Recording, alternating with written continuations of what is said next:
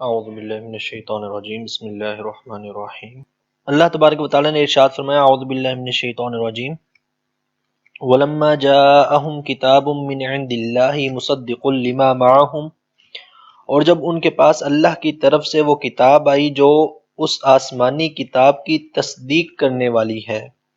جو ان کے پاس پہلے سے موجود ہے، یعنی اللہ کی طرف سے اللہ تبارک و تعالیٰ نے ایک اور کتاب نازل فرمائی، اور ایسی کتاب نازل فرمائی جو ان کے پاس پہلے سے موجود کتاب کی تصدیق کرنے والی ہے، یعنی کہ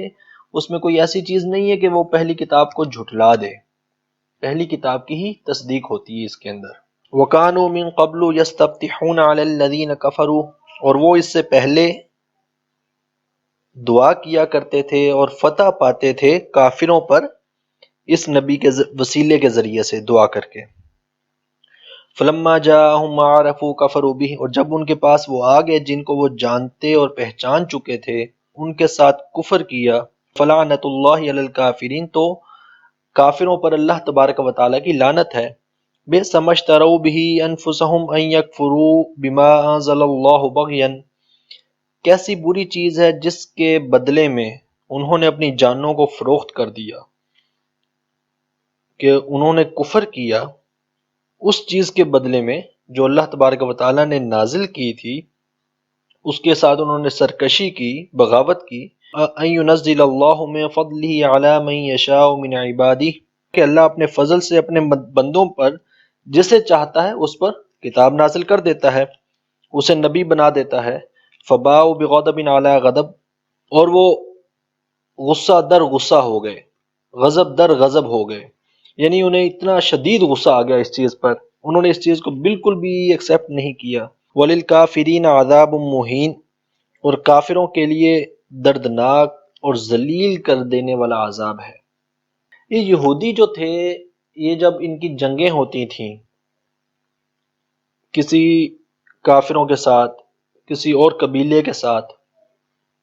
تو یہ آقا علیہ الصلوۃ والسلام کے توسل اور وسیلے سے دعا مانگا کرتے تھے۔ ان کے پاس دو طرح کے وسیلے تھے، ایک تو جو یہاں پر ذکر کر دیا اللہ تبارک و تعالیٰ نے، ایک ہم دوسرے پارے کے سورہ بقرہ کے اندر ہی دوسرے پارے کے آخر میں پڑھیں گے تابوت سکینہ کا ذکر۔ تابوت سکینہ میں کچھ انبیاء کرام علیہ السلام کے یوں سمجھ لیں کہ شبیہات تھیں، ان کے کچھ تبرکات تھے اور خاص چیزیں تھیں جن کا تعلق انبیاء کرام کے ساتھ تھا۔ تو وہ اس تابوت کو سامنے رکھ کر جب میدان جنگ میں جاتے، کسی کے ساتھ لڑنے جاتے، تو اس تابوت کو اپنے آگے رکھتے اور اس کے صدقے سے، اس کے وسیلے سے دعا مانگا کرتے۔ یہ آگے ہم ذکر پڑھیں گے۔ دوسرا ایک وسیلہ وہ تھا، دوسرا وسیلہ یہ جو اس آیت میں اللہ تبارک و تعالیٰ نے ذکر کیا، اور یہ بھی ذکر کر دیا وَكَانُوا مِن قَبْلُ يَسْتَفْتِحُونَ عَلَى الَّذِينَ كَفَرُوا، کہ وہ اس سے پہلے، یعنی کہ آقا علیہ الصلوۃ والسلام کی ولادت سے پہلے، آقا علیہ الصلوۃ والسلام کی بعثت سے پہلے، حضور کی تشریف لانے سے پہلے، وہ حضور کی وجہ سے یستفتحون، وہ فتح پا لیتے تھے، وہ فتح چاہتے تھے کہ ہمیں کافروں پر فتح مل جائے۔ مطلب یہ کہ وہ آقا علیہ الصلوۃ والسلام کے وسیلہ جلیلہ سے دعا کیا کرتے تھے۔ حضرت عبداللہ ابن عباس رضی اللہ تعالیٰ عنہما بیان کرتے ہیں کہ یہود، اوس اور خزرج کے خلاف جنگ میں آقا علیہ الصلوۃ والسلام کی بعثت سے پہلے آپ کے وسیلے سے فتح طلب کرنے کی دعا کرتے تھے۔ جب اللہ تبارک و تعالیٰ نے آپ کو عرب میں مبعوث فرما دیا تو جو کچھ وہ آپ کے متعلق کہتے تھے انہوں نے اس کا انکار کرنا شروع کر دیا۔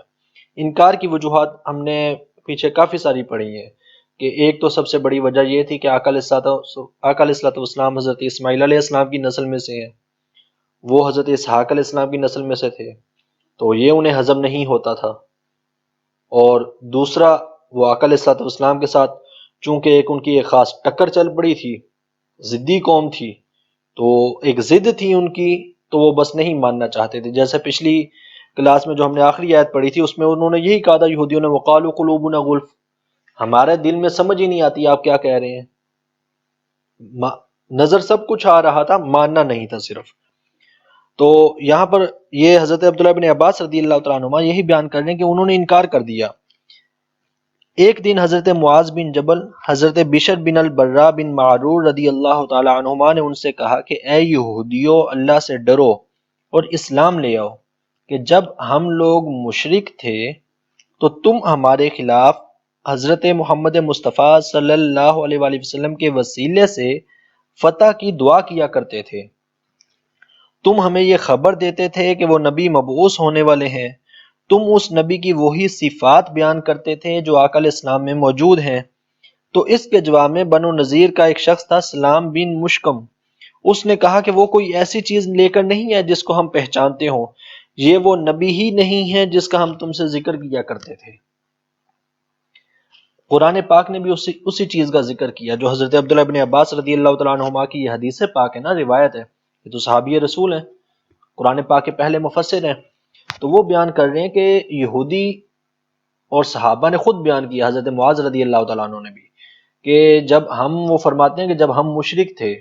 زمانہ جاہلیت میں تھے، ہماری یہودیوں کے ساتھ جنگ ہوتی تھی، تو یہی یہودی تھے جو آقا علیہ الصلوۃ والسلام کے وسیلے سے، ابھی حضور کی بعثت نہیں ہوئی، حضور تشریف نہیں لائے، تو آقا علیہ الصلوۃ والسلام کے وسیلے سے وہ دعا کرتے تھے اور اللہ تبارک و تعالیٰ انہیں فتح عطا کر دیتا تھا، اور یہ آقا علیہ الصلوۃ والسلام کا چرچا کیا کرتے تھے، اور مشرکین اور کفار کے سامنے بیٹھ کر بڑائی بیان کرتے تھے اور انہیں بتاتے تھے کہ آخری نبی آنے والے ہیں اور وہ ہمارے ساتھ ہوں گے، اور ابھی تو ہم صرف ان کے وسیلے سے دعا کر کے فتح پا رہے ہیں، جب وہ نبی آ جائیں گے تو پھر تمہارا کیا بنے گا۔ تو اس وقت یہ اپنی جو ہے نا وہ ایک ان پر روب ڈالتے تھے، دعا بھی کرتے تھے حضور کے وسیلے سے۔ تو جب آقا علیہ الصلوۃ والسلام کی بعثت ہو گئی تو اب ان لوگوں نے انکار کر دیا، اب ماننا چھوڑ دیا، تو حضرت معاذ نے ان کو کہا کہ بھئی اس وقت تو تم ہمیں نشانیاں بتاتے تھے، اب نبی تشریف لے آئے تو اب تم مانتے نہیں ہو۔ تو وہ سلام بن مشکم کہنے لگا کہ نہیں نہیں، یہ وہ نبی نہیں ہے، یا ان کے اندر وہ نشانیاں نہیں ہیں۔ تو پھر ان لوگوں نے وہ نشانیاں بھی چھپانی شروع کر دیں یہودیوں نے۔ اسی طرح ایک اور روایت ہے کہ حضرت عبداللہ بن عباس رضی اللہ عنہما سے بیان ہے کہ آقا علیہ الصلوۃ والسلام کی بعثت سے پہلے بنو قریظہ اور بنو نذیر کے یہودی لوگ تھے، ان قبیلوں کے کفار کے خلاف جنگ میں اللہ تعالیٰ سے فتح کی دعا کیا کرتے تھے کہ اے اللہ، ہم نبی امی کے وسیلے سے تجھ سے مدد طلب کرتے ہیں، تو ہماری مدد فرما۔ یہ دعا کرتے تھے اور ان کی مدد کر دی جاتی تھی۔ جب وہ نبی آ گئے تو جن کو وہ پہچانتے تھے تو انہوں نے کفر کرنا شروع کر دیا۔ اب دیکھیں کہ آقا علیہ الصلوۃ والسلام کے وسیلہ جلیلہ سے دعا کر رہے ہیں۔ ایک اور روایت ہے اسی طرح سے کہ وہ دعا کیا کرتے تھے، یہ یہودیوں کی دعائیں تھیں حضور کی بعثت سے پہلے، کہ اے اللہ اپنے اس نبی کے وسیلے سے ہماری مدد فرما اور اس کتاب کے وسیلے سے جو تو ان پر نازل کرے گا، یہ جو ہمارے ہاتھ میں قرآن پاک ہے۔ ابھی قرآن نازل نہیں ہوا تھا، ابھی آقا علیہ الصلوۃ والسلام تشریف نہیں لائے تھے، حضور کے اس دنیا میں آنے سے پہلے حضور کے وسیلے سے اور قرآن پاک کے وسیلے سے دعا کرتے تھے، اور پھر کہتے تھے جو تو نے وعدہ کیا ہوا ہے کہ انہیں آخری زمانے میں مبعوث کرے گا۔ اس دعا کے کرنے سے اللہ تبارک و تعالیٰ ان کی دعا قبول کرتا تھا، فتح پا لیتے تھے۔ لیکن جب آقا علیہ الصلوۃ والسلام تشریف لے آئے تو اب پھر کیا تھا، اب سرکشی کر کے بیٹھ کے، بغاوت کر کے بیٹھ کے، جس کو پھر قرآن نے کہا نا کہ فلما جاءہم ما عرفوا کفروا بہ، کہ جب ان کے پاس وہ نبی آ گئے ہیں اب انہوں نے کیا کرنا شروع کر دیا ہے، کفر کرنا شروع کر دیا۔ فلعنت اللہ علی الکافرین، اللہ کی لعنت ہے ایسے کافروں پر۔ تو اب ان آیات میں اللہ تبارک و تعالیٰ نے خود یہودیوں کو کافر قرار دے دیا ہے، جو ہم نے پہلے بھی ایک کلاس میں پڑھا تھا کہ بسا اوقات سوال ہوتا ہے کہ وہ بھی انبیاء کو ماننے والے ہیں تو کیا وہ بھی جنت میں نہیں جائیں گے، ہیں تو وہ بھی نبی کو ماننے والے ہیں تو ان کے پاس بھی کتاب، وہ سب کچھ منسوخ ہو گیا۔ حضرت جب تک آقا علیہ السلام کی بعثت نہیں ہوئی تھی اس وقت تک حضرت موسیٰ علیہ السلام پر ایمان لانا جو یہودی تھے، عیسائیوں کے لیے حضرت عیسیٰ علیہ السلام پر ایمان لانا وہی تھا، بائبل اور تورات ہی آخری کتاب تھی۔ جب آقا علیہ الصلوۃ والسلام کی بعثت ہو گئی اب پچھلے انبیاء کی شریعتیں اور کتابیں منسوخ ہو گئیں، وہ حکم ہی ختم ہو گیا، کینسل ہو گیا اللہ تبارک و تعالیٰ کی طرف سے۔ اور اسی لیے اللہ تبارک و تعالیٰ نے فرمایا ایمان تو رکھتے تھے یہودی حضرت موسیٰ علیہ السلام پر، تورات تو ان کے پاس بھی تھی، حرام کام کرتے تھے نا، نافرمانیاں کرتے تھے، نافرمانی کرنے سے یا حرام کام کرنے سے دائرہ اسلام سے تو خارج نہیں ہوئے تھے، لیکن چونکہ آقا علیہ السلام کی ذات پر ایمان نہیں لائے تو اس لیے اللہ تبارک و تعالیٰ نے فرمایا فلما جاءہم ما عرفوا کفروا بہ، جانتے بھی ہیں پہچانتے بھی ہیں، اس کے باوجود کفر کر بیٹھے ہیں کہ حضور کو تسلیم نہیں کیا آقا علیہ الصلوۃ والسلام کو آخری نبی۔ تو آقا علیہ الصلوۃ والسلام کو آخری نبی نہ ماننا، یہیں سے کفر شروع ہو جاتا ہے۔ حضور کے بعد کسی کو نبی ماننا یا حضور سے پہلے کسی کو آخری نبی ماننا، چاہے وہ کوئی ذلی نبی کہے چاہے کوئی بروزی نبی کہے، جیسا مرضی کوئی شرطیں لگاتے پھریں، آقا علیہ السلام کے بعد حضور آخری نبی ہیں، حضور کے بعد کوئی نبی تصور ہی نہیں ہے۔ اور آقا علیہ الصلوۃ والسلام کی جب تشریف آوری ہو گئی تو پچھلے تمام انبیاء پر ایمان لانا جو ہے یا ان کی شریعتوں پر چلنا منسوخ ہو گیا۔ ایمان تو ان پر رکھیں گے، ہمارا تمام انبیاء پر ایمان ہے، تمام انبیاء کو برحق مانتے ہیں، لیکن کسی دوسرے نبی پر ایمان اس طریقے سے کہ ان کی شریعت پر عمل کیا جائے وہ نہیں کیا جائے گا۔ اب ان ساری آیات کا خلاصہ یہی ہے جو ابھی تک ہم نے یہاں تک پڑھی ہیں، جو یہودیوں کی حرکتیں تھیں کہ توریت میں انہیں آقا علیہ الصلوۃ والسلام کی بشارت دی گئی تھی، حضور کی نشانیاں بتائی گئی تھیں، لیکن اپنے حسد کی وجہ سے، سرکشی کی وجہ سے ایمان نہیں لائے، کہ اب انہوں نے دیکھا کہ آقا علیہ الصلوۃ والسلام کے ساتھ تو غریب لوگ ہیں، میدان جنگ میں بھی جاتے ہیں، جہاد پر جاتے ہیں، غزوات ہوتے ہیں، تو شروع میں تو اسلام بہت غریب تھا اور ان کی اپنی دکانیں چل رہی تھیں، تو انہوں نے جیسے ہم نے وہ پچھلی آیات بھی پڑھی تھی تو وہ توریت کے سیغے ہی اور اس کی آیات ہی چھپانی شروع کر دی اپنے لوگوں سے، حتیٰ کہ صحابی خود انہیں کہہ رہے ہیں کہ تم ہمیں نبی کی، اسی نبی کی تو نشانیاں بتاتے تھے، تو وہ کہنے لگے کہ نہیں نہیں، یہ وہ نبی نہیں ہے۔ اور دوسری چیز جو ہمیں اس آیت سے پتہ چلتی ہے وہ یہ ہے کہ وسیلے کے ساتھ دعا کرنا، یہ اکثر سوال ہوتا رہتا ہے کہ کیا وسیلے کے ساتھ دعا کی جا سکتی ہے؟ ہم نے ایاک نعبد و ایاک نستعین کی تفسیر میں اس کو کافی تفصیل سے اس وقت بھی دیکھا تھا، دوبارہ دہرا دیتا ہوں تھوڑا سا کہ وسیلے کے ساتھ دعا کی جا سکتی ہے۔ اللہ تبارک و تعالیٰ نے خود وسیلہ اختیار کرنے کا حکم دیا ہے۔ اللہ تبارک و تعالیٰ نے فرمایا یا ایھا الذین آمنوا اتقوا اللہ وابتغوا الیہ الوسیلۃ، اے ایمان والو اللہ سے ڈرو اور اللہ کی طرف کوئی وسیلہ تلاش کرو۔ پھر قرآن کی آیت ہمیں بتا رہی ہے کہ یہودی حضور کی ولادت سے پہلے حضور کے وسیلے سے دعا کیا کرتے تھے، تو حضور کی ولادت اور بعثت سے پہلے حضور کے وسیلے سے دعا کرنا، حضرت عبداللہ بن عباس کی صحیح حدیث کے مطابق قرآن پاک کے وسیلے سے دعا کرنا، آقا علیہ الصلوۃ والسلام کے وسیلے سے دعا کرنا، یہ تو ثابت ہے۔ اور اس پر جو ہے نا وہ اگر ہم صرف آج سے زیادہ نہیں، آج سے 100 سال پیچھے چلے جائیں تو 100 سال پیچھے جا کر دنیا کے کسی عالم کی کتاب پڑھ لیں، کوئی تفسیر پڑھ لیں، کسی کے ہاں اس موضوع پر اختلاف نہیں ہے، وسیلے سے دعا کرنا۔ اور قرآن پاک میں تو وسیلے سے دعا کرنے کی بے شمار واقعات ہیں۔ حضرت مریم علیہ السلام کے واقعے کو ہم دیکھیں گے، انہوں نے وسیلے سے دعا کی ہے۔ آقا علیہ الصلوۃ والسلام کے وسیلے سے ادھر ابھی ہم نے 3 احادیث دیکھ لی ہیں، صحیح بخاری کی احادیث ہیں کہ صحابہ کرام آقا علیہ الصلوۃ والسلام کے وسیلے سے دعا کیا کرتے تھے۔ پھر ایک حدیث پاک ہے کہ آقا علیہ الصلوۃ والسلام کے وصال ظاہری کے بعد صحابی حاضر ہوئے ہیں حضور کے مزار پر، کوئی بات کے بزرگ یا تابعی یا کوئی بات کے علماء نہیں، صحابی آئے ہیں حضور کی قبر انور پر، اور قبر انور پر آ کر عرض کیا کہ یا رسول اللہ ہمارے لیے دعا کر دیں، یہ مشکلات ہیں، اور یہ صحیح حدیث ہے۔ ہاں جو ہم نے پہلے بھی پڑھا تھا، غیر اللہ سے دعا نہیں کر سکتے، استغاثہ پیش کر سکتے ہیں، جیسے صحابی نے آ کر عرض کیا کہ یا رسول اللہ اللہ کی بارگاہ میں دعا کر دے، یا اللہ آقا علیہ الصلوۃ والسلام کے وسیلے سے یہ کام ہو جائے، حضور کے صدقے سے یہ کام ہو جائے۔ حضور نے خود بھی یہ دعا جو ہے نا وہ تعلیم فرمائی ہے کہ ایک صحابی آقا علیہ السلام کی بارگاہ میں آئے، آ کر عرض کیا یا رسول اللہ میں نابینا ہوں، حضور نے فرمایا تمہارے حق میں بہتر ہے، نہیں یا رسول اللہ آنکھیں چاہیے، تو آقا علیہ الصلوۃ والسلام نے انہیں پھر خود دعا ارشاد فرمائی کہ جاؤ جا کر نفل پڑھو عشاء کی نماز کے بعد اور یہ دعا مانگ لینا، اللہم انی اسألک واتوجہ الیک بنبیک محمد النبی رحمہ، صحیح حدیث میں، اور حضور نے خود یہ دعا ارشاد فرمائی کہ جانا جا کر یہ دعا مانگنا کہ محمد صلی اللہ علیہ وسلم کے وسیلے سے یا اللہ میں تجھ سے آنکھیں طلب کرتا ہوں، تو اللہ تبارک و تعالیٰ نے ان کی آنکھیں ان کو روشن فرما دیں، نظر واپس آ گئی۔ تو انبیاء کے وسیلے سے دعا کرنا، اور حضور نے پھر خود یہ ہدایت کی ہے۔ تو یہ جو ہمارے ہاں صرف یہ، میں اس کو پھر کہوں گا کہ یہ کوئی پرانا عقیدہ نہیں ہے کہ وسیلے کا ہی انکار کر دینا۔ وسیلے کا انکار کرنا قرآن کے بھی خلاف ہے، حدیث کے بھی خلاف ہے، 1300 سال کے متفق امت اور متفق علماء اور اجماع کے بھی خلاف ہے۔ یہ صرف پچھلے 50 60 100 سال سے یہ جو ہے نا، یہ جب سے ٹیڈی مجتہدین پیدا ہوئے ہیں تو انہوں نے اپنی نئی نئی تفسیریں، کسی نے ایک آیت دیکھ لی ایاک نعبد و ایاک نستعین، باقی پورا قرآن دیکھا ہی نہیں کہ اللہ نے قرآن میں کچھ اور بھی حکم دیا ہے، صرف ایک آیت تو نہیں ہے۔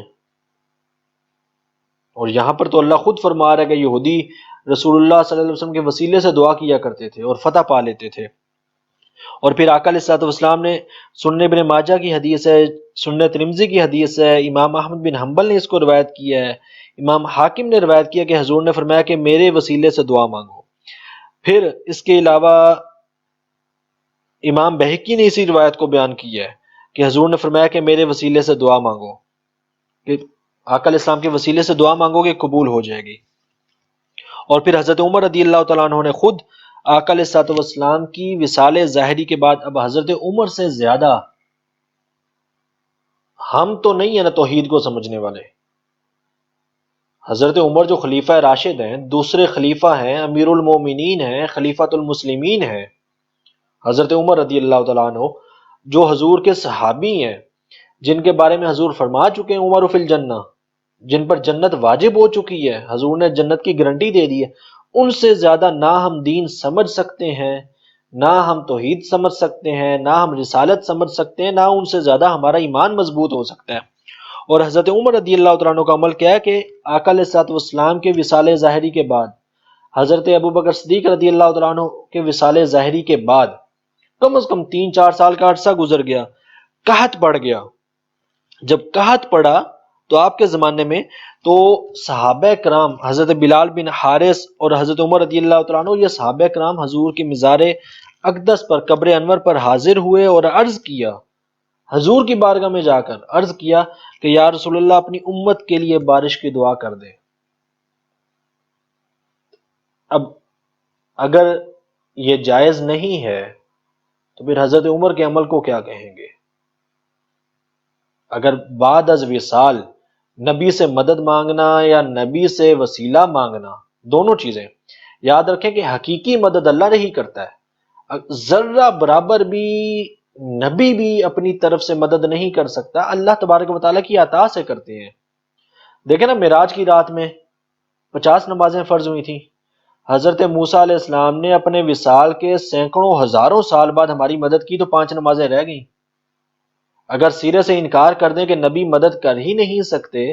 تو پھر تو 50 نمازیں پڑھنی پڑیں گی، پھر 5 سے تو گزارا نہیں ہوگا۔ اور حضرت موسیٰ کا وہ پھر صحیح بخاری کی، صحیح مسلم کی حدیث ہے کہ حضور فرماتے ہیں کہ جب میں بیت المقدس کے معراج کی رات بیت المقدس گیا تو وہ قبر میں کھڑے نماز پڑھ رہے تھے۔ بیت المقدس گئے ہیں حضور تو موسیٰ علیہ السلام وہاں موجود ہیں، بیت المقدس سے چھٹے آسمان پر گئے ہیں تو موسیٰ علیہ السلام وہاں پھر موجود ہیں۔ اور وہ حضور کی معراج پھر ہم آگے پڑھیں گے، وہ جسمانی معراج تھی، وہ خواب نہیں تھا۔ خواب ہوتا تو پھر کفار انکار کیوں کرتے؟ اگر حضور فرماتے کہ میں خواب میں بیت المقدس گیا ہوں تو پھر تو انکار کی کوئی، خواب میں تو اب یہاں پہ پاکستان میں سویا بندہ امریکہ بھی جا سکتا ہے، اس سے تو انکار ہے ہی نہیں۔ معراج جسمانی تھی، اعلان جسمانی تھا کہ جسمانی طور پر گیا ہوں، تبھی تو کفار نے انکار کیا تھا۔ اور جب حضور جسمانی طور پر گئے تو پھر وہاں پر باقی انبیاء بھی موجود ہیں، قبر میں بھی موجود ہیں، حضور نے خود فرما دیا، بیت المقدس میں گئے ہیں، حضور نے امامت کی ہے،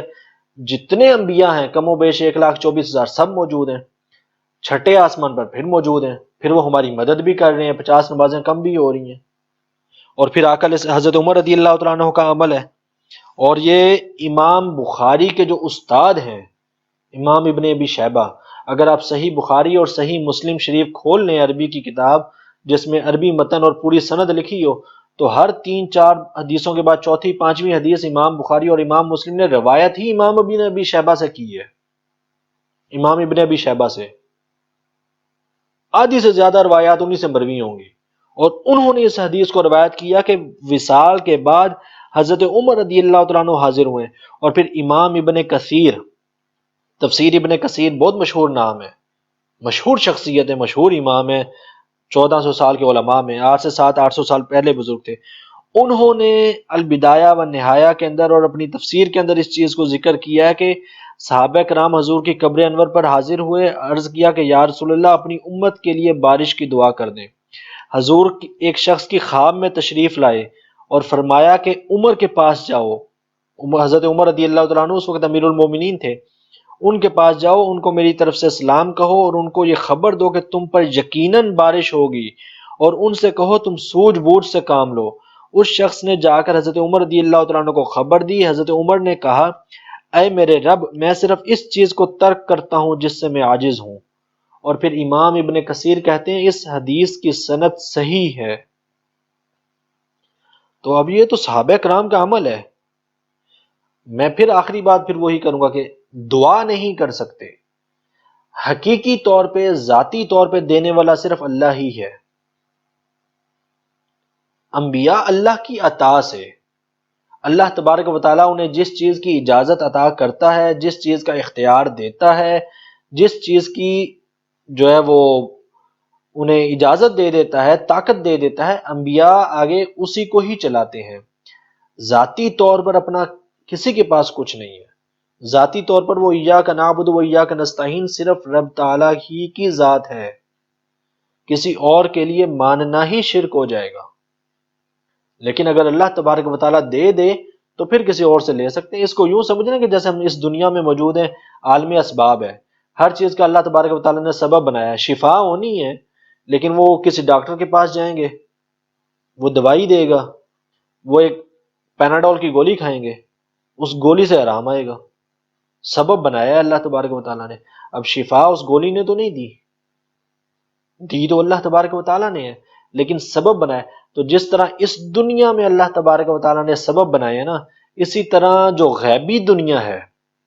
جو ظاہر نہیں ہے، جو غیب ہے، اس غیب کی دنیا کے لیے بھی اللہ تبارک و تعالیٰ نے اسباب بنائے ہیں، اور وہ بہت سارے اسباب ہیں۔ اور اب اس کے اوپر پھر اگر ہم احادیث دیکھنے لگے تو بے شمار احادیث ہیں، اور میں آپ کو پھر کہہ رہا ہوں یہ آج کا نہیں، آج سے 1400 سال کے جتنی امت گزری ہے، تمام علماء کا کسی کا بھی اختلاف نہیں ہے اس مسئلے پر۔ اگلی آیات میں اللہ تبارک و تعالیٰ ارشاد فرماتا ہے وَإِذَا قِيلَ لَهُمْ آمِنُوا بِمَا أَنزَلَ اللَّهُ قَالُوا نُؤْمِنُ بِمَا أُنزِلَ عَلَيْنَا وَيَكْفُرُونَ بِمَا وَرَاءَهُ، اور جب ان سے کہا جاتا ہے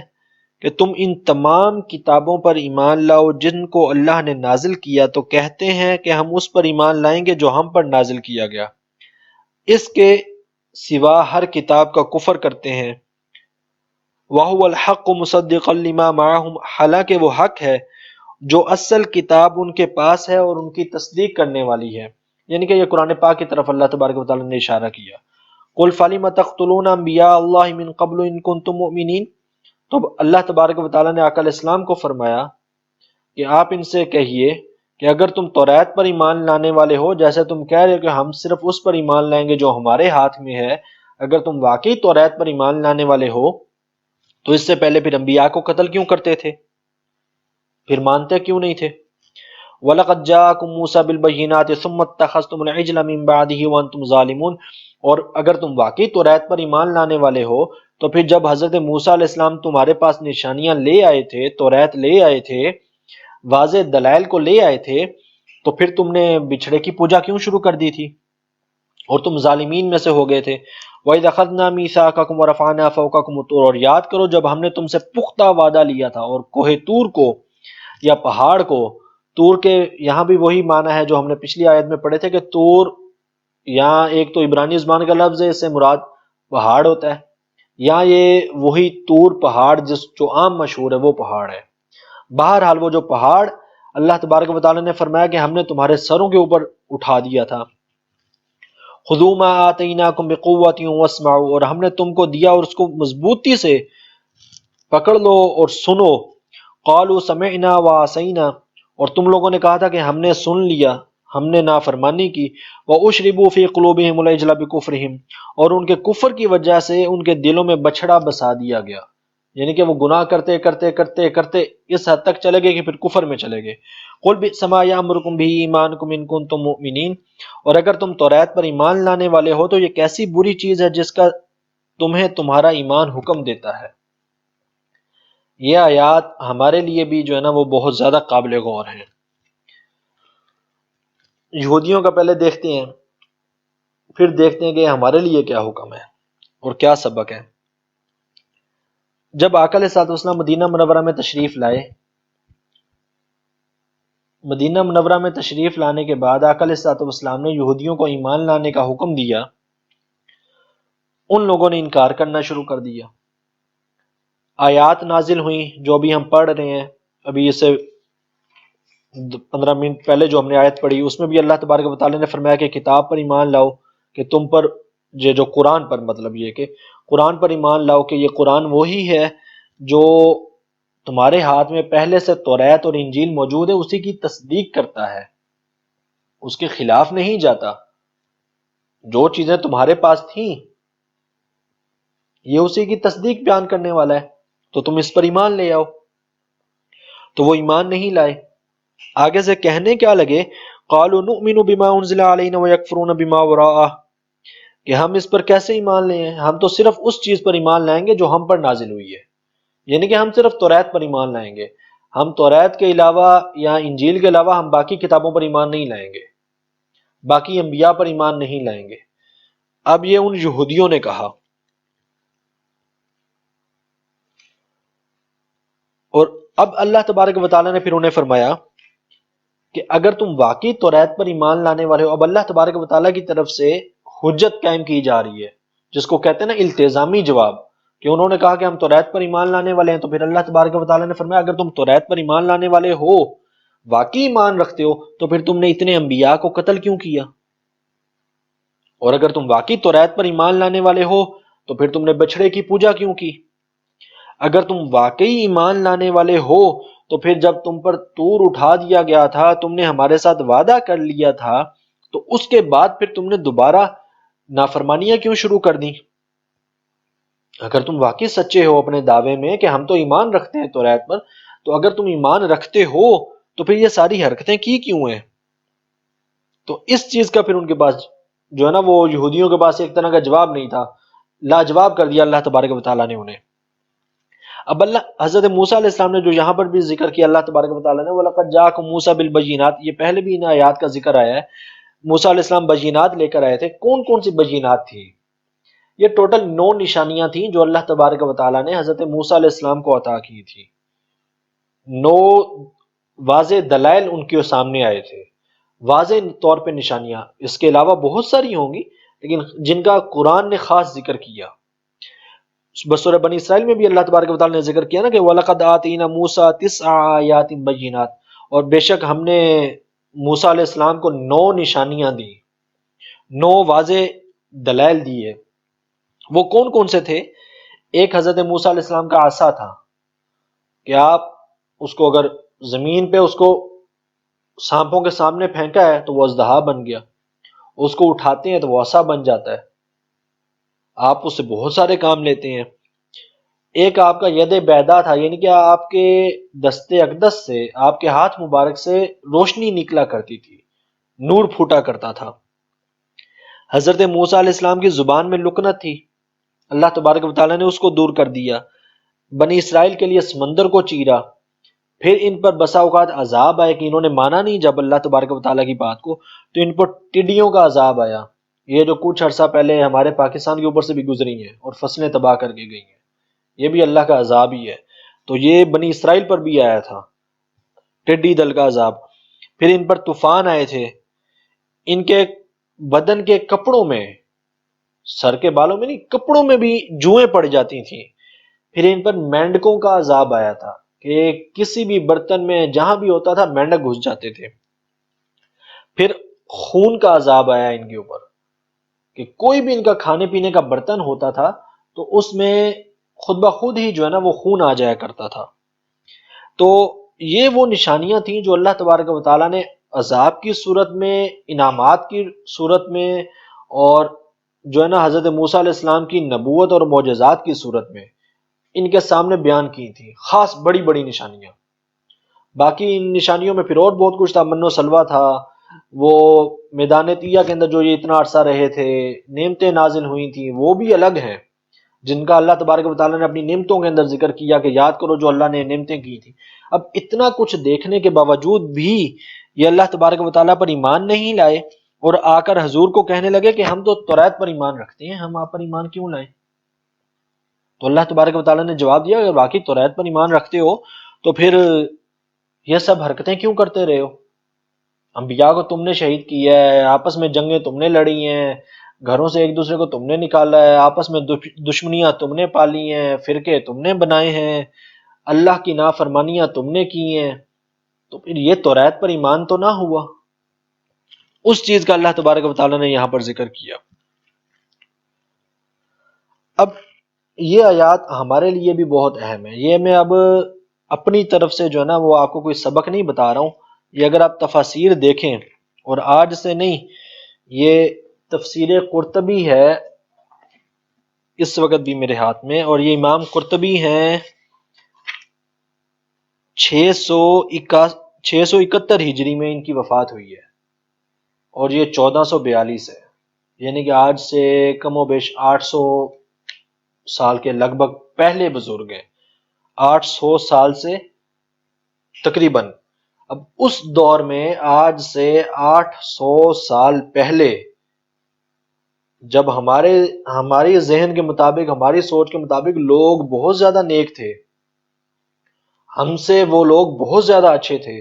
علم والے تھے، عمل والے تھے، اور پختہ عقیدے والے تھے، صحیح ایمان والے لوگ تھے، اس دور کے بزرگ امام قرطبی لکھتے ہیں، اور یہ میں آپ کو صرف ابھی ان کا ترجمہ بتا رہا ہوں، وہ کہتے ہیں کہ میں کہتا ہوں یہ سب کچھ کرنا ہمارے لیے بھی حرام ہے، یعنی کہ جو ان آیات میں ذکر ہوا نا کہ ایک دوسرے کا خون نہیں بہانا، گھروں سے نہیں نکالنا، یہ اللہ تبارک و تعالیٰ کی نافرمانی نہیں کرنی، نماز نہیں چھوڑنی، رکوع کرنے والوں کے ساتھ رکوع کرنا ہے، نمازیں پڑھنی ہیں، زکوٰۃ دینی ہے، یہ جتنا پیچھے ذکر ہوا ہے 1.5 2 3 رکوعوں کے اندر، امام قرطبی اب اس کے اوپر لکھ رہے ہیں، اور یہ آج سے 800 سال پرانی بات لکھ رہے ہیں۔ سوچیں اگر وہ آج کے دور میں ہوتے تو وہ ان کی جگہ پر کیا لکھتے پھر؟ تو وہ لکھتے ہیں کہ یہ سب کچھ کرنا ہمارے لیے بھی حرام ہے، مگر ہم بھی اس قدر فتنے میں ظاہر ہوئے کہ ان سب چیزوں کا صدور ہم سے بھی ہوا، یعنی یہ سب حرکتیں ہم نے بھی شروع کر دیں۔ دعویٰ ہمارا بھی یہ ہے کہ قرآن پر ہمارا ایمان ہے، ماننا، عمل پھر بھی ہم نے نہیں کیا۔ دعویٰ ہمارا بھی یہ ہے یہودیوں کی طرح کہ ہمارے نبی سب سے اعلیٰ ہیں، لیکن نبی کی بات کو تسلیم ہم نے بھی نہیں کیا۔ دعویٰ ہم بھی کرتے ہیں کہ ہمارے پاس بہترین کتاب ہے، لیکن وہ کتاب الماریوں میں پڑی رہ جاتی ہے۔ تو امام قرطبی کہتے ہیں کہ ان سب چیزوں کا صدور ہم سے ہوا، اس پر یہی کہہ سکتا ہوں انا للہ و انا الیہ راجعون۔ اور آگے لکھتے ہیں کہ اللہ تبارک و تعالیٰ نے قرآن پاک میں ارشاد فرمایا او یلبسکم شیعا ویذیق بعضکم بعض بعض، کہ یا تمہیں فرقہ فرقہ کر دے اور ایک کو دوسرے سے لڑا کر آپس میں لڑائی کا مزہ چکھا دے، یعنی کہ جب یہ ساری حرکتیں ہو جائیں گی نا، مسلمان عمل چھوڑ دیں گے قرآن پر، تو فرقہ فرقہ ہو جائیں گے اور آپس میں ایک دوسرے کے ساتھ لڑنا شروع ہو جائیں گے۔ یہ آج سے 800 سال پرانے بزرگ لکھ رہے ہیں، اور ان کے الفاظ کہ ہم نے بھی یہ ساری حرکتیں کی ہیں، اس پر میں صرف یہ کہہ سکتا ہوں کہ انا للہ و انا الیہ راجعون۔ تو اگر وہ آج کے دور میں موجود ہوتے، جن کی کتابیں پڑھ کے ہم قرآن سیکھ رہے ہیں، جن کی کتابوں سے ہم علم حاصل کر رہے ہیں، وہ بزرگ اگر آج موجود ہوتے تو وہ پھر آج کیا لکھتے؟ تو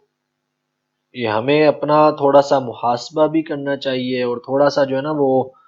دین کی طرف رجوع بھی کرنا چاہیے۔ قرآن کو ماننے کا نام یہ نہیں ہے کہ ہم نے الحمد سے لے کر والناس تک مان لیا کہ یہ قرآن ہے. قرآن کو ماننے کا مطلب یہ کہ عمل کرنا ہے. اللہ نے جو یہودیوں کو کہا ہے نا، یہ ایک اور تفسیر ہے میرے ہاتھ میں، ان کا میں آپ کو سنا دیتا ہوں جو انہوں نے لکھا. وہ لکھتے ہیں کہ کسی کتاب پر ایمان لانے کا مطلب یہ ہے کہ اس کتاب کے تمام احکام اور تمام تقاضوں پر عمل کیا جائے. کتاب پر، قرآن پر ایمان لانے کا مطلب یہ ہے کہ یہ زبانی کلامی ہم نے قرآن کو مان لیا ہے، نہیں. ایمان لانے کا مطلب یہ کہ قرآن پر عمل کیا جائے. اور بعد ان آیات میں جو بھی آیات گزر رہی ہیں ان پر بار بار یہی فرمایا گیا کہ اگر تمہارا توریت پر ایمان تھا تو اس کے خلاف، اس کے احکام کی خلاف ورزی کیوں کیا کرتے تھے. اور آگے وہ لکھتے ہیں کہ قرآن مجید پر ایمان لانے کے دعوے دار تو ہم بھی ہیں لیکن قرآن پر عمل نہیں کرتے. جو بات یہودیوں سے کی گئی تھی وہی بات ہم پر پوری ہوتی ہے. تو یہ نہ سمجھیے گا کہ یہ جو میں آپ کو ہر کلاس میں کہتا ہوں کہ ہماری حرکتیں بحیثیت قوم اور بحیثیت معاشرہ اور بحیثیت امت یہودیوں والی حرکتیں ہیں. یہ آج سے جتنی تفاسیر پڑھ لیں آپ بزرگوں سے، علماء سے، اور اپنی پسند کی دیکھ لیں، پرانے علماء کی 800 میں نے 2 تو ریفرنس آپ کو دے دی ہیں، تو وہ بزرگوں نے لکھی ہوئی ہیں یہ باتیں. تو قرآن پر مقصد عمل کرنا تھا. مقصد جو ہمارے ہاں ہے یہ قرآن کا مقصد نہیں تھا. تو یہی سوال اگر اللہ نے قیامت والے دن ہم سے کر دیا جو دنیا میں یہودیوں سے کیا گیا کہ اگر تم توریت پر ایمان لاتے ہو تو پھر یہ حرکتیں کیوں کرتے تھے، تو اگر ہم سے یہ سوال ہو گیا کہ اگر قرآن پر ایمان لاتے ہو تو یہ حرکتیں کیوں کرتے تھے. اور میں نے آپ کو وہ آیت بتائی تھی کہ حضور اللہ کی بارگاہ میں دعویٰ دائر کر دیں گے، وقال رسول یا ربی ان ھذا قومی اتخذوا القرآن مہجورا، سورہ فرقان کی آیت ہے. حضور اللہ کی بارگاہ میں عرض کریں گے کہ یا اللہ، ہے تو میری امت لیکن قرآن چھوڑ چکی تھی،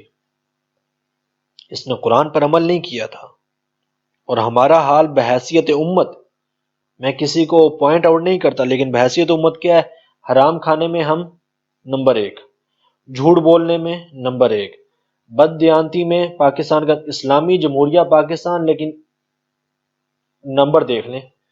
یہ ابھی لیٹسٹ وہ جو سروے ہوئے ہیں عدالتی اور انصاف کے، 126ویں کے 27ویں نمبر پہ ہم آئے ہیں. اسلامی جمہوریہ پاکستان، اللہ کی بہترین کتاب ہمارے پاس، بہترین نظام ہمارے پاس، بہترین نبی ہمارے پاس، انصاف اور عدل کا حالت یہ ہے کہ 127ویں نمبر پہ آئے ہیں. جو کافر تھے وہ ہم سے آگے نکل گئے. اور میں اکثر کہا کرتا ہوں کہ آدھا اسلام ہمارے پاس ہے، ہم بھی خسارے میں ہیں، آدھا اسلام یورپ کے پاس ہے، یورپ بھی خسارے میں ہے. ہمارے پاس صرف کلمہ ہے اور کچھ نہیں، ان کے پاس اقدار ہیں، اخلاقیات ہیں، عدل ہے، انصاف ہے، سچ ہے، لیکن ایمان نہیں ہے. آدھا اسلام ہمارے پاس ہے، ہم بھی خسارے میں، آدھا ان کے پاس ہے، وہ بھی خسارے میں ہے. ہمارے بازاروں کی حالت دیکھ لیں، دکانداروں کو پتہ ہوتا ہے یہ چیز حرام، یہ چیز غلط ہے، یہ کپڑا ٹھیک نہیں ہے، یہ جوتا ٹھیک نہیں ہے، یہ چیز ٹھیک نہیں ہے، اللہ کی قسم کھا کے بیچ دیتے ہیں کہ یہ بالکل ٹھیک ہے. تو اس کا نتیجہ پھر دیکھ لیں معاشرے میں کیا ہو رہا ہے کہ ہم نے اللہ کے قرآن کو چھوڑ دیا. اور یہ میں کوئی اپنی طرف سے نہیں، میں نے آپ کو بتایا کہ میں ریفرنس دیا ہے، میں نے آپ کو 800 سال پرانے علماء کا اور ائمہ کا، وہ ہستیاں ہیں جن پر اختلاف نہیں ہے، جو اہل حدیث دیوبندی یا بریلوی یا شیعہ ان چکروں میں نہیں تھے، ان کو سب ہی مانتے آ رہے ہیں. وہ بزرگ اس دور میں یہ لکھ رہے ہیں تو آج کے دور میں تو پھر پتہ نہیں کیا ہوگا نا. اور ہمارے ہاں تو پھر قرآن پر عمل بھی اپنی مرضی کا کیا جاتا ہے بدقسمتی سے. جس کو جتنی چیز سمجھ آتی ہے، جس کو جتنی چیز پسند آتی ہے وہ اتنی چیز پر عمل کرتا ہے. تو یہ قرآن پر عمل نہیں ہے، یہ اپنی پسند پر اور اپنی مرضی پر، اپنی خواہشات پر عمل ہے. جھوٹ ہم نہیں چھوڑتے، نمازیں ہم نہیں پڑھتے، روزے ہم نہیں رکھتے، زکاتیں ہمارے معاشرے میں نہیں دی جاتی، اللہ کی طرف رجوع ہم نہیں کرتے، اللہ کی سمجھتے ہم نہیں ہیں، اللہ کی معرفت ہم نہیں پاتے، تو سبق ہمیں یہ آیات یہی دیتی ہیں کہ کہیں قیامت میں اگر اللہ نے ہم سے یہ سوال کر دیا کہ اگر قرآن کو مانتے تھے تو پھر یہ حرکتیں کیوں کی تھیں، تو ہمارے پاس کوئی جواب نہیں ہوگا۔ تو کوشش کریں ہم جو یہ تفسیر یہ دیکھیں کہ ڈرنا نہیں ہے تفسیر پڑھ کے۔ میں آپ کو ایک حدیث پاک سناتا ہوں، آپ کے صدقے سے کافی عرصے سے میرا مطالعہ جو ہے نا وہ رکا ہوا تھا۔ مجھے آپ میں سے بعض نے کہا کہ ایسے شروع کرتے ہیں، پلان کیا شروع کرنے کا، ہم نے یہ تفسیر پڑھنی شروع کر دی۔ اللہ تبارک و تعالیٰ نے آپ کے صدقے سے مجھے دوبارہ کتابوں میں ڈال دیا، تو تھوڑا بہت پڑھتا ہوں، پڑھ کے آپ کو سنا دیتا ہوں۔ تو یہ ایسے ہی نہیں ہے، صحیح بخاری کی حدیث پاک ہے، آقا علیہ الصلوۃ والسلام نے ارشاد فرمایا من یرید اللہ بہ خیر یفقہہ فی الدین، اللہ جس کے بارے میں بھلائی کا ارادہ کرتا ہے اسے دین کی سمجھ بوجھ عطا کر دیتا ہے، اسے دین کی طرف راغب کر دیتا ہے۔ اللہ تبارک و تعالیٰ کی طرف سے دو طرح کے امور ہیں، ایک وہ لوگ ہیں جن کو اللہ نشانیاں دکھاتا ہے، ہدایت کا راستہ دکھاتا ہے، وہ سب ہیں، وہ سب ہیں۔ کوئی قیامت میں انکار نہیں کر سکے گا کہ یا اللہ میرے سامنے تو کوئی ہدایت کی نشانی نہیں آئی تھی۔ یہ ہم قرآن میں پڑھتے آ رہے ہیں، ہم نے پچھلی کلاسوں میں نے آپ کو کئی بار بتایا کہ انسان کو موت نہیں آتی جب تک اس کے سامنے اللہ کی طرف سے نشانیوں کا ظہور نہ ہو جائے، کسی نہ کسی شکل میں، علماء کی شکل میں، اور آج کل تو بہت آسان ہے۔ ایک طبقہ وہ ہے، اور اس طبقے میں ساری انسان شامل ہیں کہ اللہ کی طرف سے ہدایت کا اعلان سب کے لیے، لیکن بعض خاص لوگ وہ ہوتے ہیں جن کی ہدایت کے بارے میں اللہ ارادہ کرتا ہے، اللہ تبارک و تعالیٰ خود چاہتا ہے کہ میرا یہ بندہ ہدایت پا جائے، اللہ چاہتا ہے کہ میرا یہ بندہ سیدھے راستے پر آ جائے، اور ایسے لوگ بہت کم ہوتے ہیں، اور ایسوں کے بارے میں حضور نے فرمایا کہ من یرید اللہ بہ خیر یفقہہ فی الدین، جس کے بارے میں اللہ ہدایت کا ارادہ کرتا ہے، اللہ چاہتا ہے کہ اس کو جو ہے نا وہ خیر دینی ہے، اس کو بھلائی دینی ہے، اس کے ساتھ اچھا ہو جائے، تو اللہ اس کو پھر دین کی سمجھ بوجھ عطا کرتا ہے۔ جو ہم ابھی بیٹھے ہیں اور قرآن کھول کر بیٹھے ہیں اور سمجھنے کی کوشش کر رہے ہیں، آج مطلب کلاس شروع کرنے سے پہلے 15 دن پہلے کس کے ذہن میں تھا؟ اچانک اللہ کی طرف سے ہوا نا۔ بہت ساروں نے ہمارے ساتھ شروع کرنے کا وعدہ بھی کیا لیکن نکل بھی گئے راستے سے، تو اس پر بھی اللہ کی بارگاہ میں دعا کیا کریں گے، یا اللہ جو تو نے ہمارے بارے میں ہدایت کا ارادہ کیا ہے ہمیں اس پر استقامت عطا فرما، اور اس پر پھر اب عمل کرنے کی توفیق بھی عطا فرما،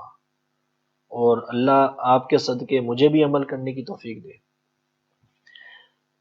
اگلی آیات کی طرف چلتے ہیں۔ اللہ تبارک و تعالیٰ نے ارشاد فرمایا، اعوذ باللہ من الشیطان الرجیم، قل ان كانت لكم الدار الآخرة عند الله خالصة من دون الناس فتمنوا الموت ان كنتم صادقین، کہ آپ کہہ دیں کہ اگر دار آخرت اللہ کے نزدیک اور لوگوں کی بجائے خصوصیت سے تمہارے لیے ہے، اور اگر تم سچے ہو تو تم موت کی تمنا کرو۔ وَلَن يَتَمَنَّوْهُ أَبَدًا بِمَا قَدَّمَتْ أَيْدِيهِمْ وَاللَّهُ عَلِيمٌ بِالظَّالِمِينَ، اور جو وہ اعمال پہلے سے کر چکے ہیں ان کی وجہ سے وہ موت کی ہرگز تمنا نہیں کریں گے، اللہ ظالموں کو خوب جاننے والا ہے، جو ایسی حرکتیں کرتے ہیں اللہ کے علم میں ہیں۔ وَلَتَجِدَنَّهُمْ أَحْرَصَ النَّاسِ عَلَى حَيَاةٍ،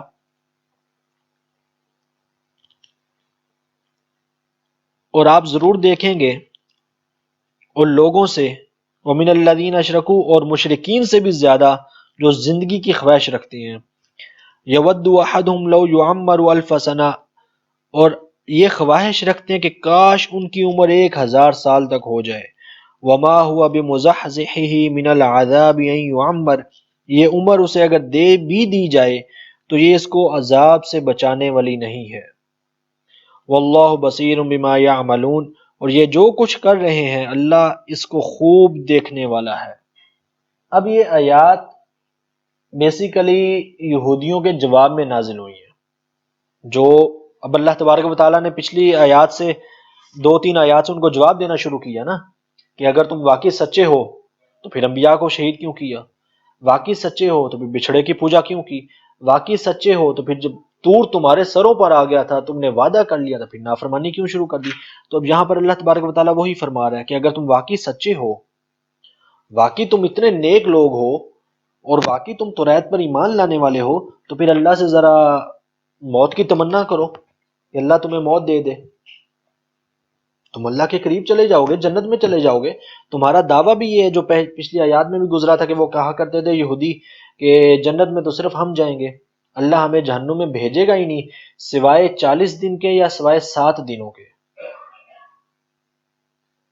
ہم نے پچھلے کلاس میں حدیث دیکھی تھی نا کہ وہ کہا کرتے تھے یہودی یہ، تو وہ اس چیز کا اللہ تبارک و تعالیٰ جواب دے رہا ہے کہ اگر تمہیں اپنے اعمال پر بھی یقین ہے، اور اگر تم کہتے ہو کہ ہمارا توریت پر بھی ایمان ہے، اور اگر تم واقعی سچے ہو اور تمہارا یہ دعویٰ بھی سچا ہے کہ تم کہتے ہو کہ جنت میں تو صرف ہم نے جانا ہے، تو پھر ذرا موت کی خواہش کیوں نہیں کرتے تم؟ پھر اللہ سے دعا کرو کہ اللہ تمہیں موت دے دے جنت میں۔ جنت تو لازمی سی بات ہے، اس دنیا سے اچھی ہے نا۔ مرنے کے بعد اگر انسان کی قبر جنت بن جائے، اسے مرنے کے بعد اللہ تبارک و تعالیٰ اس سے راضی ہو اور اسے آسانی مل جائے، تو یہ دنیا اچھی ہے یا وہ دنیا اچھی ہے؟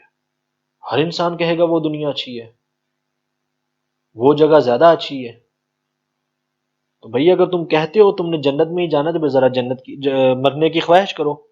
لیکن پھر اللہ تبارک و تعالیٰ نے خود فرمایا کہ وہ جو حرکتیں کر چکے ہیں نا، بما قدمت ایدیہم، جو اعمال یہ کر چکے ہیں، ان اعمال کی وجہ سے لن یتمنہ ابدا، یہ ایسی تمنا کبھی بھی نہیں کریں گے کہ یا اللہ ہمیں موت آ جائے، کبھی یہ تمنا نہیں کریں گے۔ اور پھر اللہ نے فرمایا کہ ان میں سے یہ لوگ تو ایسے ہیں زندگی پر حریص ہیں، احرص الناس علی حیاہ، کہ یہ زندگی پر لالچی ہیں کہ ان کی زندگی لمبی سے لمبی ہو جائے، حتیٰ کہ اگر ان کی عمر 1000 سال بھی ہو جائے تو اللہ فرماتا ہے کہ وہ 1000 سال کی عمر انہیں عذاب سے نہیں بچا سکے گی۔ اب یہاں پر پہلی چیز تو یہ ہے کہ موت دنیا کا، اس عالم اسباب کا، اس سے بڑی حقیقت اور کوئی نہیں نظر آتی۔ مرنا تو ہے انسان نے۔ 2021 چل رہا ہے، 1921 میں کتنے لوگ ایسے تھے جو آج موجود ہیں؟ شاید کوئی چند ایک ہوں گے جس کی عمر 100 سال سے اوپر چلی جاتی ہے تو پتہ نہیں اخباروں میں اس کا نام آ جاتا ہے کہ یہ کوئی 100 سال سے اوپر ہو گیا بندہ۔ 100 سال گزرتے ہیں تو پوری دنیا ریفریش ہو جاتی ہے۔ تو یہ 2021 ہے، آنے والے 100 سال میں کیا ہوگا؟ جو ابھی دنیا میں چل پھر رہے ہیں انسان، کوئی اکا دکا ان میں سے بچا ہوا ہوگا، سارے جا چکے ہوں گے۔ تو موت کی حقیقت تو اتنی، مطلب اس کو تو جھٹلایا بھی نہیں جا سکتا، روکا بھی نہیں جا سکتا، انکار بھی نہیں کیا جا سکتا۔ کوئی مذہب، کوئی شخص اس کا انکار کر ہی نہیں سکتا موت کا۔ جس نے خدائی کا دعویٰ کیا تھا فرعون نے، مر تو وہ بھی گیا، نمرود بھی مر گیا۔ تو اللہ نے انہیں یہ کہا کہ اگر تم سچے ہو تو پھر موت کی خواہش کرو،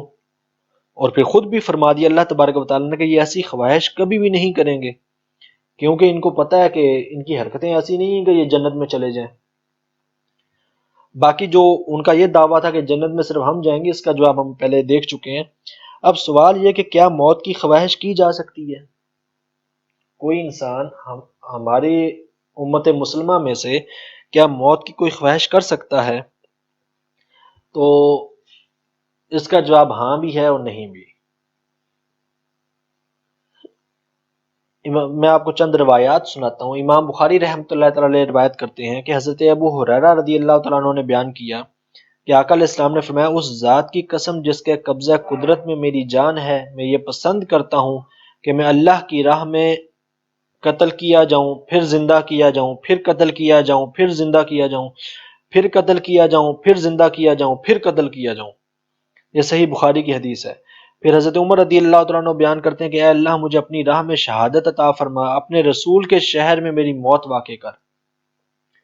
حضرت انس بن مالک رضی اللہ تعالیٰ عنہ بیان کرتے ہیں کہ آقا علیہ السلام نے فرمایا جس شخص کو بھی مرنے کے بعد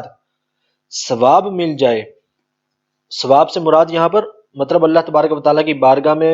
قبول ہو جائے، اللہ تبارک و تعالیٰ اسے راضی ہو جائے، انعام مل جائے، وہ دنیا میں واپس نہیں جانا چاہتا سوائے شہید کے، کیونکہ شہادت کی فضیلت دیکھنے کے بعد وہ دوبارہ دنیا میں جا کر خدا کی راہ میں مرنا پسند کرتا ہے۔ اور امام مسلم بیان کرتے ہیں کہ آقا علیہ السلام نے فرمایا، یہ حدیث پاک ذرا غور سے سنیے گا، آقا علیہ السلام نے فرمایا جو شخص اللہ کے ساتھ ملاقات سے محبت رکھتا ہے اللہ اس کے ساتھ ملاقات کی محبت رکھتا ہے، جو اللہ سے ملاقات کو ناپسند کرتا ہے اللہ بھی اس سے ملاقات کو ناپسند کرتا ہے۔ مطلب یہ ہے، ایک اور حدیث پاک دیکھ لیں پھر میں تفصیل کی طرف آتا ہوں۔ اب آقا علیہ السلام نے خود فرمایا کہ تم میں سے کوئی شخص کسی مصیبت کے آنے کی وجہ سے موت کی تمنا نہ کرے، اگر اس نے ضرور تمنا کرنی ہو تو کہے کہ اے اللہ جب تک میرے لیے زندگی بہتر ہے مجھے زندہ رکھ، جب میرے لیے موت بہتر ہو تو مجھے موت دے دے۔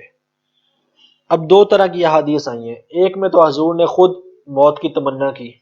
دعا ارشاد فرمائی، لازمی سی بات ہے وہ ہماری ہدایت کے لیے تھی، ہماری تعلیم کے لیے تھی۔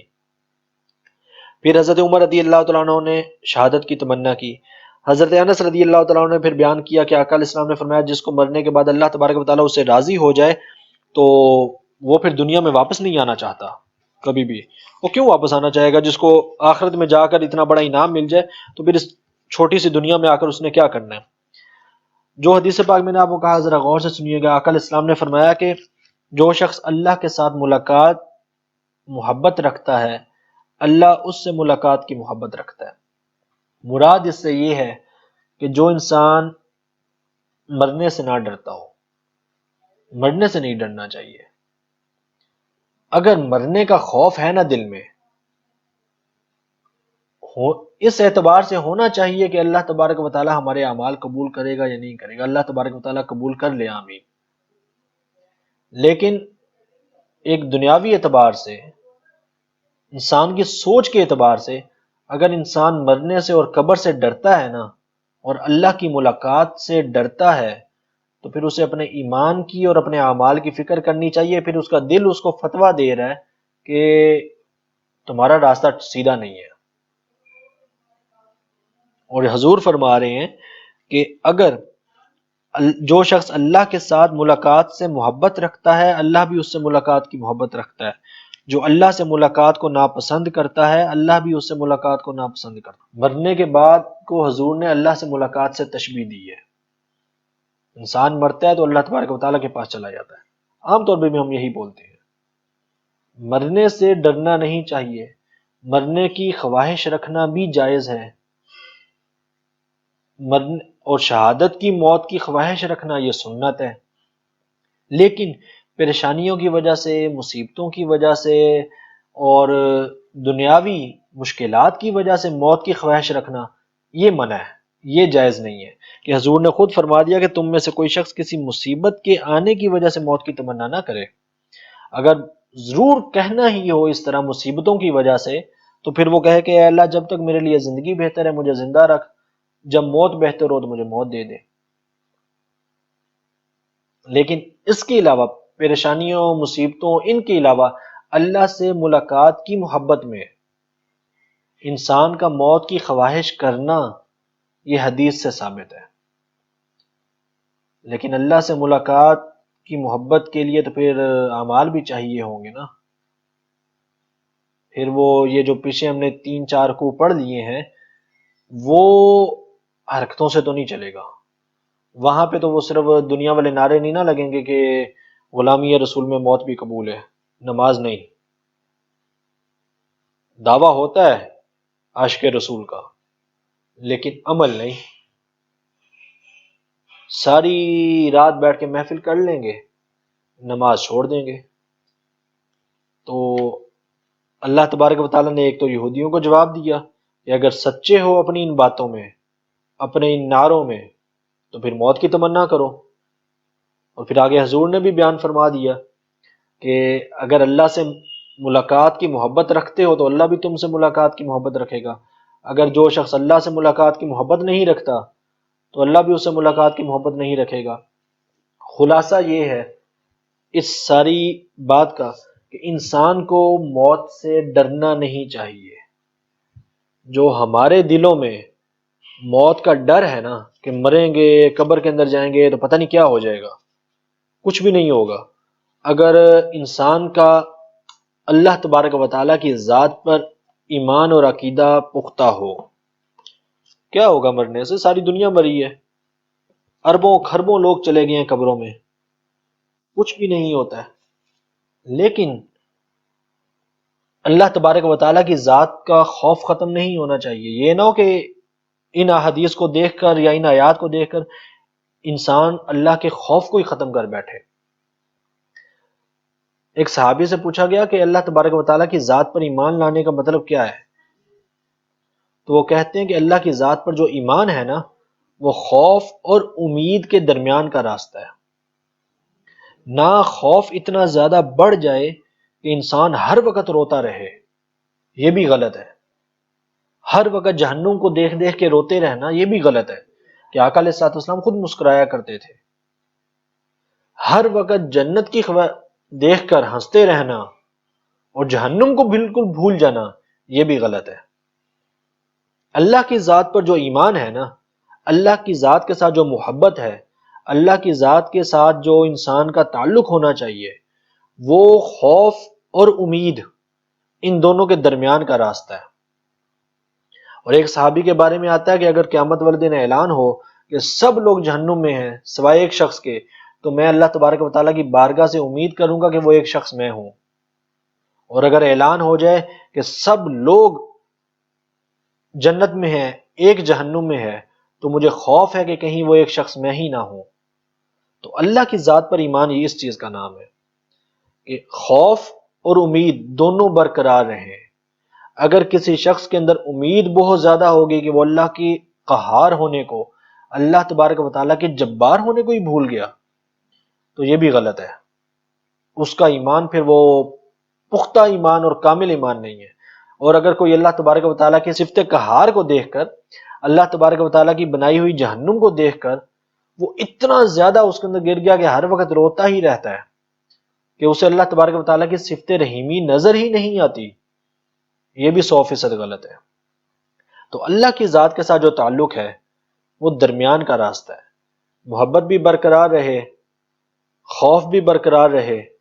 اور اللہ کی ذات پر امید بھی برقرار رہے. انسان عمل کر لے، عمل کرنے کے بعد اللہ تعالیٰ سے دعا کر لے اور اب پختہ یقین رکھے کہ اللہ تبارک و تعالیٰ ضرور قبول کرے گا، تو وہ رب تعالیٰ ضرور قبول کرے گا. حضور کی حدیث سے پا گیا کہ آقا علیہ السلام نے فرمایا کہ انسان اللہ تعالیٰ سے جو گمان رکھتا ہے، اللہ تبارک و تعالیٰ اپنے بندے کے گمان کے مطابق وہ کر دیتا ہے. انسان جو اللہ کے بارے میں سوچتا ہے نا، اللہ تبارک و تعالیٰ ویسا ہی کر دیتا ہے. تو عمل کریں، بغیر عمل کے بھی نہیں، کہ قرآن اس کے خلاف ہے. عمل کریں اور عمل کے بعد اللہ تبارک و تعالیٰ کی ذات پر پختہ یقین رکھیں کہ رب میرا عمل ضرور قبول کرے گا انشاءاللہ. تو رب کبھی رد نہیں فرمائے گا. لیکن بغیر عمل کے یہ کہے انسان کہ اللہ تعالیٰ مجھے ضرور بخشے گا، یہ پھر اس کا مطلب یہ ہے کہ اس نے وہ دوسرا جو حصہ تھا نا، ایمان کی آدھی بلڈنگ جو تھی وہ گرا دی ہے. تو ایمان خوف اور رجا، خوف اور امید دونوں کے درمیان کا راستہ ہے. اللہ سے تعلق دونوں کے درمیان، دونوں چیزیں برقرار رہنی چاہیے، بیلنس برابر رہنا چاہیے. عمل کر لیں، اللہ سے دعا کر دیں، کوئی چیز چاہیے اللہ تبارک و تعالیٰ کی بارگاہ میں دعا کر دیں، کسی پریشانی ہے اللہ تبارک و تعالیٰ کی بارگاہ میں دعا کر دیں اور اللہ کی ذات پر چھوڑ دیں اور اللہ پر چھوڑ دیں کہ یا اللہ اب جو ہوگا تیری طرف سے ہوگا اور بہتر ہوگا. تو پھر ایمان ڈگمگانا نہیں چاہیے، پھر اب جو بھی ہوگا وہ بہتر ہی ہوگا. مجھے ایک حدیث پاک یاد آ گئی، اس کے بعد ختم کرتے ہیں۔ ایک صحابیہ ہیں، وہ بعد میں ام المومنین حضور کی ازواج میں شامل ہو گئی، مومنین کی ماں بن گئی، آقا علیہ الصلوۃ والسلام کے نکاح میں آ گئی۔ ان سے پہلے غالباً جو مجھے یاد آ رہا ہے حضرت جعفر کی اہلیہ تھیں،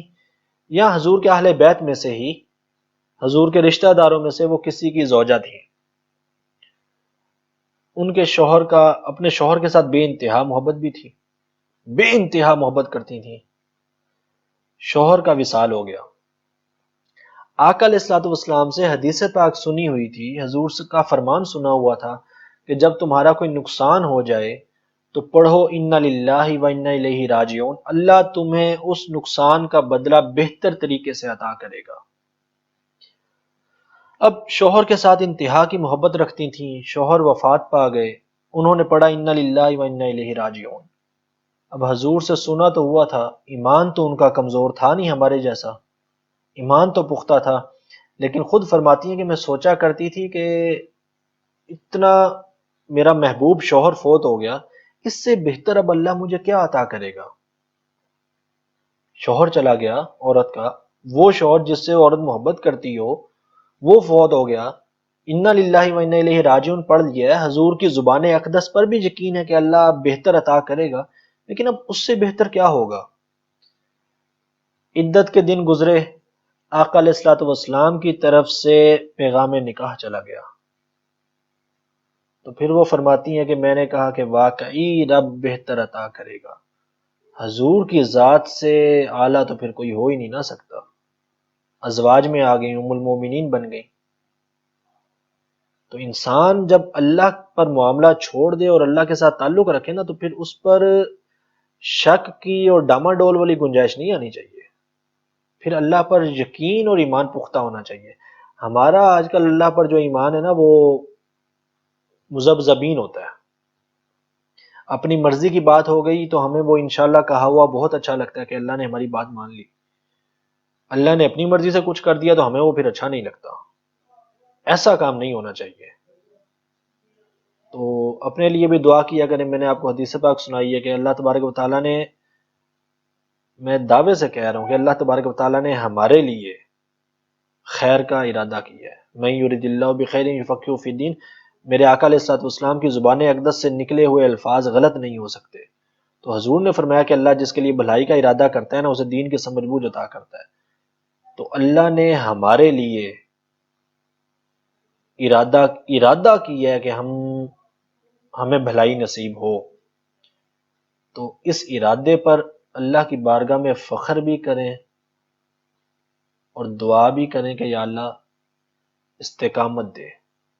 اور عمل کی توفیق بھی دے۔ میرے لیے بھی دعا کیا کریں کہ اللہ تبارک و تعالیٰ مجھے بھی عمل کی توفیق دے۔ السلام علیکم ورحمۃ اللہ وبرکاتہ۔